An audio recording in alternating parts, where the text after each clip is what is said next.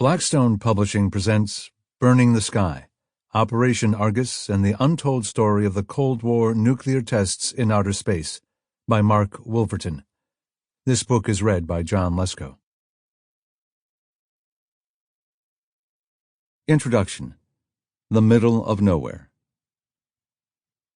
Aside from the Tristan da Cunha archipelago, consisting of the main island of Tristan da Cunha, the Nightingale Islands, Gough Island, and Inaccessible Island, most of the various other tiny chunks of rock in the South Atlantic Ocean are so small and insignificant that no one has ever bothered to grace them with proper names.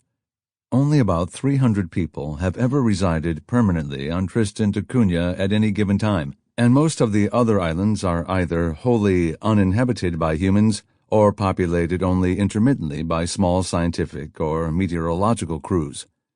The islands have been a territory of the United Kingdom since the early 19th century, and over the years have sheltered visiting fishermen, whalers, naturalists, fugitives, and even an occasional prince or other royalty. On the morning of September 9th, 1958, some of Tristan's inhabitants were out on the slopes of the island's long-dead volcano, tending their potato patches. One of them was G. Francis Harris, who also happens to be the official administrator of the island, officially appointed by the Foreign Office back in London. Suddenly Harris and his fellow islanders glanced up from their planting, distracted by an unusual phenomenon in those parts, the sound of airplane engines. Two planes with U.S. Navy markings swept overhead, low enough that the pilots could be seen peering curiously below. The friendly islanders tried waving to them, but the planes responded by abruptly turning back out to sea.